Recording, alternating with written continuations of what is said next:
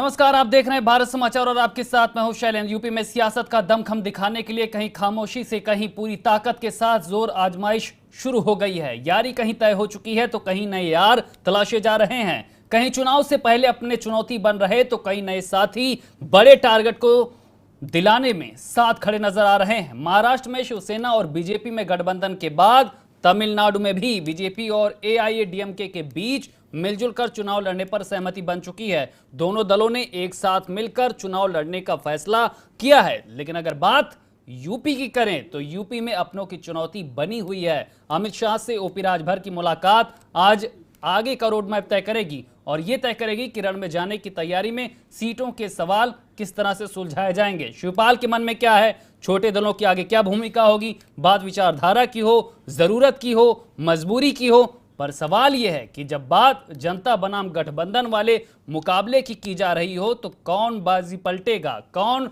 रुतबा कायम रखेगा और आखिर क्या कहता है अभी तक का गठबंधन का गणित।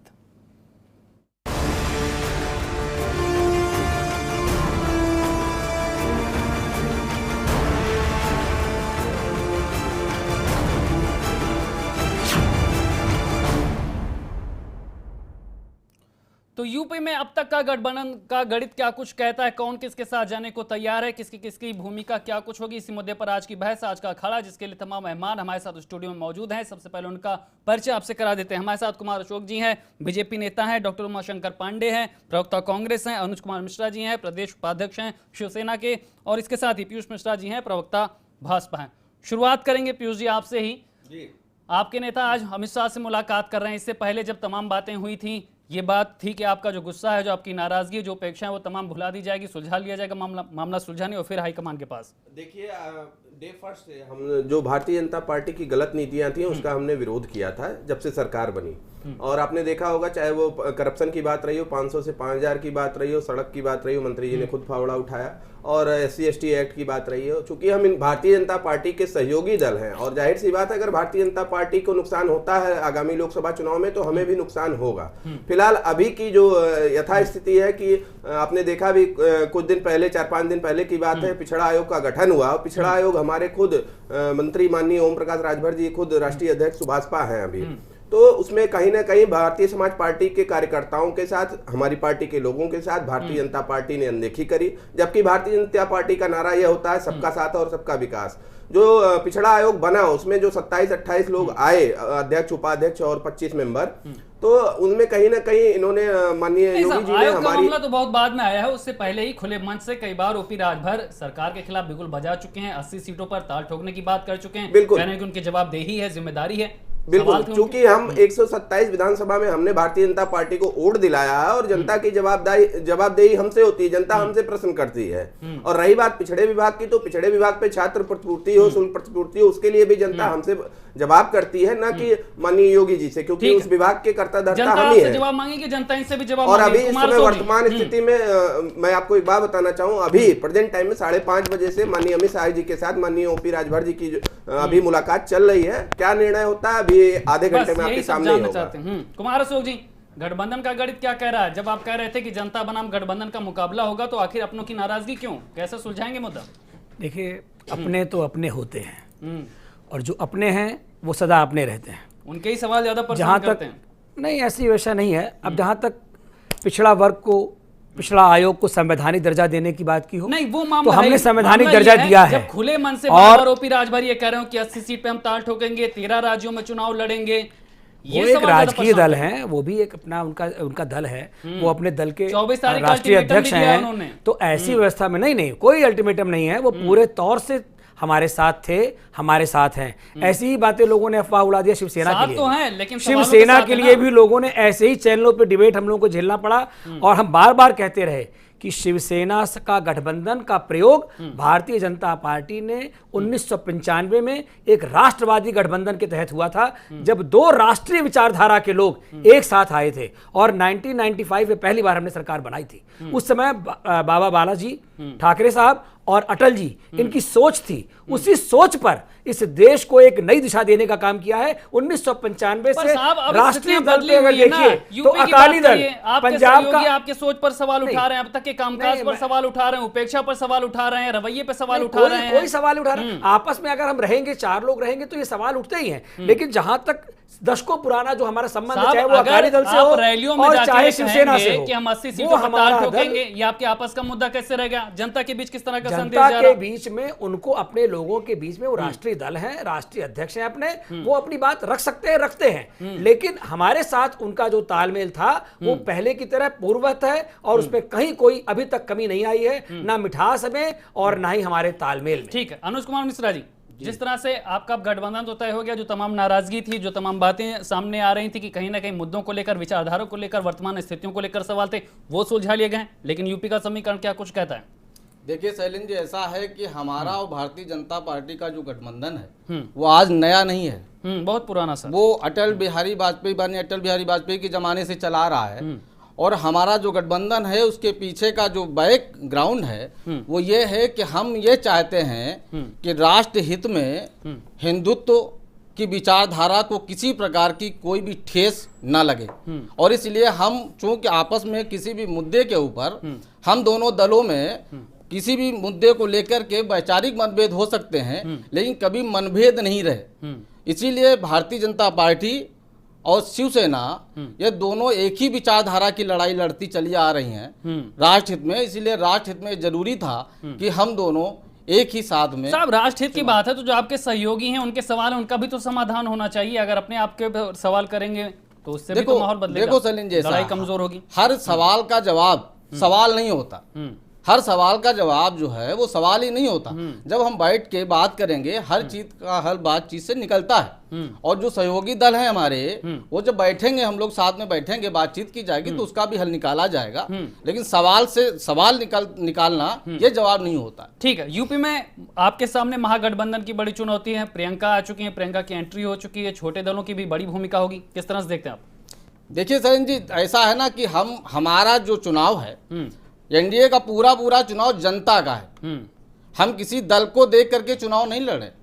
हम अपनी राष्ट्रवादी जो विचारधारा है उसको सामने रखकर, साथ में रख के, और जो हमारा क्रियाकलाप है, हमारे कार्य हैं, उनको देख के जनता हमको नकारेगी या दोबारा फिर जो है जनता हमको आशीर्वाद देगी, ये तो वक्त ही बताएगा। आशुतोष जी, राष्ट्रवादी विचारधारा के साथ जंग में तैयारी कर रहे हैं, आपकी क्या तैयारी है? आपके भी सामने अब अपनों के सवाल आ गए, आरएलडी ने असंतोष व्यक्त किया है सीटों को लेकर। देखिए, जहाँ तक जनता की बात है तो मैं ये बता दूं कि उत्तर प्रदेश में प्रमुख विपक्षी दल होते हुए हमने बहुजन समाजवादी पार्टी के और राष्ट्रीय लोक दल के साथ एक मजबूत गठबंधन दिखाया है। और ये उसी का असर है कि जो भारतीय जनता पार्टी अपने रूठे हुए लोगों के सामने नतमस्तक होकर उनकी सारी बातें मांगने को तैयार है। और ये गठबंधन है, बिल्कुल नतमस्तक है पूरी तरीके से। आप देख लीजिए, हिंदुस्तान के हर क्षेत्र में जो पार्टियां बुरी तरीके से भारतीय जनता पार्टी के विरोध में 5 साल काम की हैं, उनको उन्हीं के हिसाब से भारतीय जनता पार्टी को झुक के उनकी सारी मांगे मान के उनको करना पड़ा है। और ये गठबंधन का असर इनको दिखाई पड़ गया। बिल्कुल नहीं है, मैं इसका जवाब जरूर देना मैं दूंगा, चौधरी बिल्कुल दूंगा। बात पूरी हो जाने दीजिए। ठीक है, रही बात कहीं कोई मनमुटाव है, देखिए कहीं कोई सीट के बारे में मनमुटाव हो सकता है कि कोई मुझे कहता है कि भाई हमारी ये सीट नहीं, हम इस सीट से उतारना चाहते हैं। नहीं, 5 सीटें कह रहे हैं। हाँ, आपने अभी 2 दी हैं, वो कह रहे हैं हमको 5 चाहिए। के बारे में जो उनकी दुकान में ज्यादा माल है, इस तरह की बात कर रहे हैं। राष्ट्रीय लोक दल चौधरी चरण सिंह समाजवादी विचारधारा के पूरक हैं और इनके साथ कोई मनमुटाव होना ही नहीं है हमारे साथ, क्योंकि ये हमारी पार्टी, कई बार ऐसा हुआ है कि हमारे समाजवादी पार्टी का कैंडिडेट जो नहीं, लोग तो ये बोल रहे हैं कि पहले आप मिलकर लड़ेंगे बीजेपी से और उसके बाद आपस में लड़ेंगे, इस तरह की बात है क्या? बीजेपी से क्यों मिलकर लड़ेंगे? हम तो उनके विपक्षी पार्टी हम नहीं लड़ेंगे। देखिए, हमारी बहुत साफ धारा है कि हमने जिस तरीके से अपनी 80 सीटों का समीकरण बना रखा है, उससे भारतीय जनता पार्टी और उनके साथ में दलों की नींदें उड़ी हुई हैं। उनको समझ में नहीं आ रहा है कि उत्तर प्रदेश की 80 सीटों में वो कौन सी सीटें होंगी जो हमारे लिए बचेंगी। 73+ का टारगेट है इनका। ये तो 73 बोले, हमें तो 85 बोल देंगे, कोई भरोसा नहीं है। इनके सांसद कुछ भी बोल सकते हैं। इनके सांसदों को यही नहीं पता है कि वो चुनाव लड़ने जा रहे हैं या टिकट भी मिलेगा कि नहीं। तो ये बहुत बड़ी, और अभी आप देखिएगा अगले 2 महीने में किस तरीके से आपाधापी मच रही है इनके जिस पार्टी में। तो भाई क्यों है अमित शाह जी का आधे से ज्यादा समय चुनाव में रह गए, आम चुनाव पूरे उत्तर प्रदेश का चुनाव नहीं है, पूरे देश का चुनाव है। और अमित शाह जी, प्रधानमंत्री जी और सबका पूरा ध्यान केंद्रित उत्तर प्रदेश में हो क्यों गया है? क्योंकि घबराहट दिखाई पड़ रही है चेहरे पे। 80 सीटों पर ताल ठोक रही है कांग्रेस, सामने आपके बीजेपी और उनके सहयोगी हैं, महागठबंधन है, आपकी अपनी विचारधारा है, पार्टी को रिवाइव करना है, क्या तैयारियां, गठबंधन की चुनौतियां किस तरह से? देखिए, कांग्रेस पार्टी इस देश की जनता की पार्टी है और देश की जनता कांग्रेस पार्टी को 60 सालों से सिर आंखों पे बिठाती यूपी में वो रही है। नहीं दिखा ना? नहीं, यूपी की भी मैं बात करूंगा। देश की जनता ने पूरे देश में कांग्रेस पार्टी को 60 सालों तक, जैसा कि बीजेपी कहती है, सिर आंखों में बिठाया। तो इसका मतलब कांग्रेस पार्टी पर इस देश की जनता को भरोसा रहा है। आपने उत्तर प्रदेश की बात की, तो मैं पिछला ही चुनाव, इसके 2014 के पहले 2009 में जो चुनाव हुआ था उसमें नहीं, इस बार पूरी स्थितियां बदली हुई हैं। नहीं, आप समझिए, देखिए, प्रदेश की जनता वही है, प्रदेश की जनता का नहीं, कांग्रेस मुद्दे होते हैं ना, माहौल होता है। 2009 में वही आपने है। किसान कार्ड आज खेला था, जनता- उसका असर देखने को मिला था पूर्वांचल में। नहीं, अब इस बार स्थितियां अलग हैं, आप आपके इस सामने बात को महागठबंधन समझिए। खड़ा है। मुझे शैलेंद्र जी बात पूरी करने दीजिए, आपका कोई जवाब ना आए तो फिर आप प्रश्न करिएगा। देखिए, 2009 में कांग्रेस पार्टी अकेले अपने दम पर चुनाव लड़ी थी और 54 सीटों पर हम चुनाव लड़े थे और हम सबसे ज्यादा 23 सीटें जीत कर आए थे और सबसे बड़ी पार्टी उत्तर प्रदेश में बने थे। जनता का भरोसा कांग्रेस में है और भारतीय जनता पार्टी को प्रचंड बहुमत देने के बाद जो वादों का खोखलापन जनता को झेलना पड़ा है और जिस तरीके से कुछ खास उद्यमी मित्रों को फायदा पहुंचाने के लिए भारतीय जनता पार्टी ने पूरे 5 साल काम किया है, उससे जनता साहब यही बात है, आप भी जनता से कहेंगे, यही बात सपा और बसपा का गठबंधन भी वही कहेगा। सच्चाई है, सच देखिए वही है शैलेंद्र फिर जी, जनता आपके साथ कि क्यों हर आए? मुद्दे ये तो पर बताइए आप ना। देखिए, चाहे वो 2 करोड़ नौकरियों का प्रति साल की वर्ष की बात कुमार हो, सुखी, आपकी महंगाई बात की है। बात हो, मैं सबसे महिला पहले इसके बाद अत्याचारों की बोलने बात दीजिए हो, बारूद। हर मामले में भारतीय जनता पार्टी के वादे खोखले साबित हुए हैं। पर तैयारी क्या है आपकी, ये भी तो इसलिए बताइए, देश आप तैयारी का चुनाव हो रहा है, जनता और क्या प्रदेश सोच की रही है वो अलग की जनता बात, आपकी क्या कांग्रेस के तैयारी? साथ खड़ी है इस समय। निश्चित रूप से नहीं, प्रदेश की देश जनता के इस तो समय खड़ा है, कांग्रेस लेकिन के साथ पार्टी खड़ी है। आपकी कांग्रेस के साथ जनता क्यों खड़ी हो, ये बताइए ना। यूपी में 2009 में जनता कांग्रेस के साथ क्यों खड़ी थी?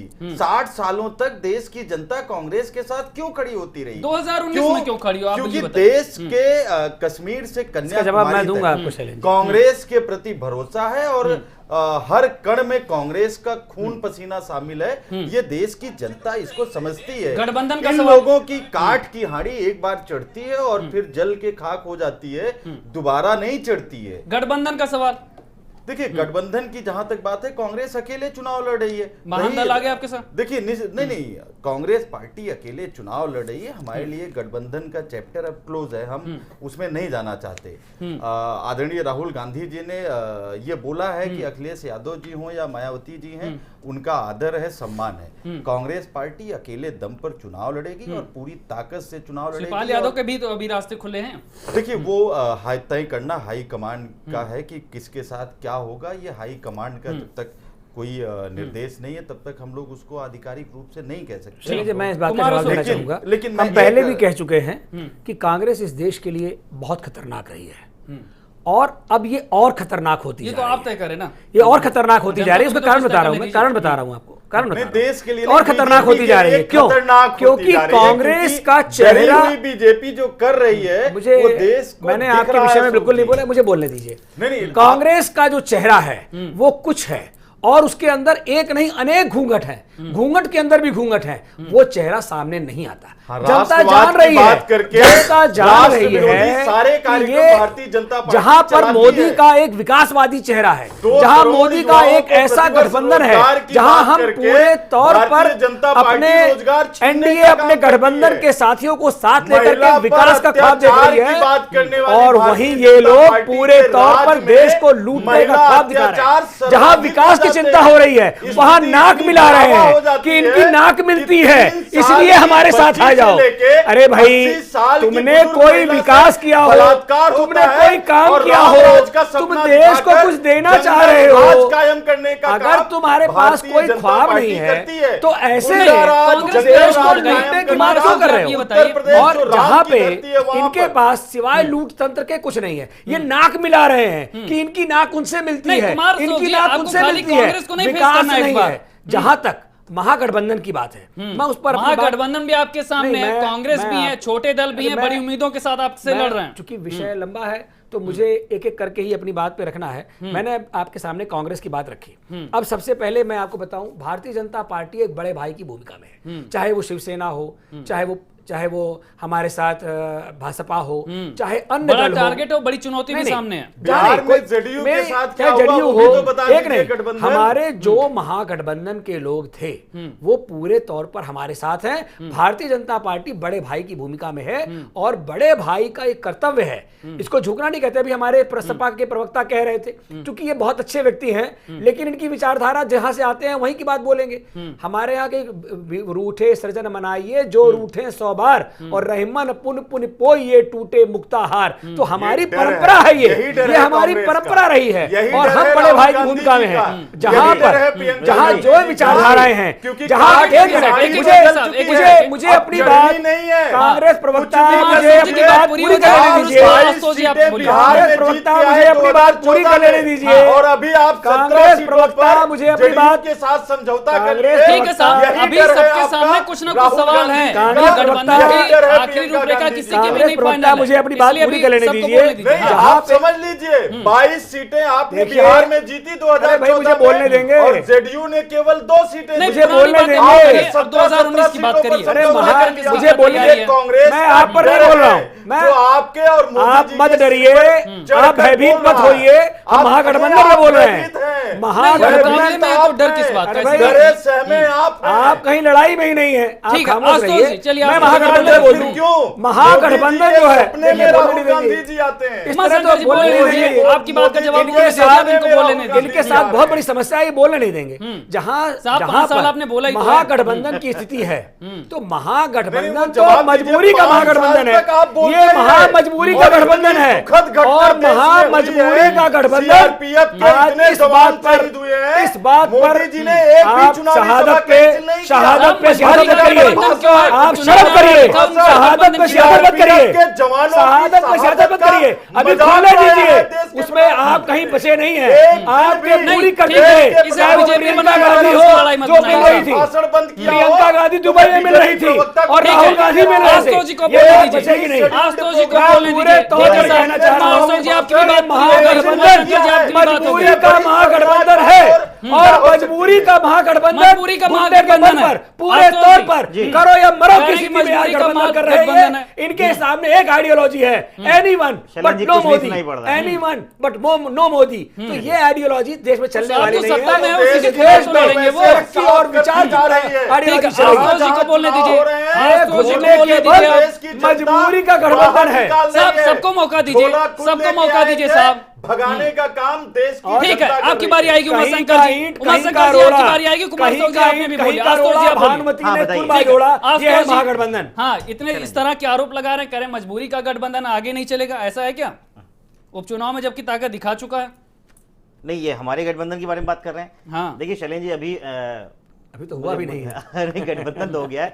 मैं अशोक जी को बताना चाहूंगा, अभी कुछ दिन पहले हमारे भी लोग हैं जानने वाले, उन्होंने कहा कि भारतीय जनता पार्टी की आजकल जितनी मीटिंगें हो रही हैं, कुंभ में जितने भी सम्मेलन या जितने भी राष्ट्रीय नेता कुंभ में आ रहे हैं नहाने के बहाने, एक ही चर्चा हो रही है कि इस गठबंधन को कैसे तोड़ा जाए, इस गठबंधन पे कैसे प्रेशर बनाया जाए, क्योंकि वहां जिस धरती पे खड़े हुए हैं वहां पर कुंभ में, इलाहाबाद में, प्रयागराज की भूमि, वहां पे वो चुनाव हार गए मुख्यमंत्री जी। तो अब इनके पास जमीन नहीं बची।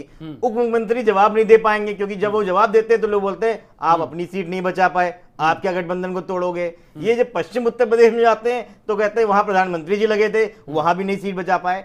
तो अफरा तफरी का माहौल भारतीय जनता पार्टी में जबरदस्त है, इसमें कोई दो राय। और महागठबंधन का तो अभी इन्होंने खाली पर साहब, ट्रेलर देखा है। आपके तीन सामने सीटों चुनौतियां के इसलिए बढ़ी सामने हैं कि अभी तक इनके जो पास आपके कोई सवाल चुनौती थे, नहीं वो है, कम तो हुए। इनके इसके पास बाद कोई विचार नहीं है। अशोक जी तीन बोलने सीटें दीजिए, इन्होंने मैं बोल बोल दी दी हैं। है। मैं बीच में नहीं बोलता अशोक नहीं जी। आशुतोष जी, अच्छी बात हाँ, है, हाँ। लेकिन 3 सीटें जीत करके इतना बड़ा दम भरना ये अहंकार है।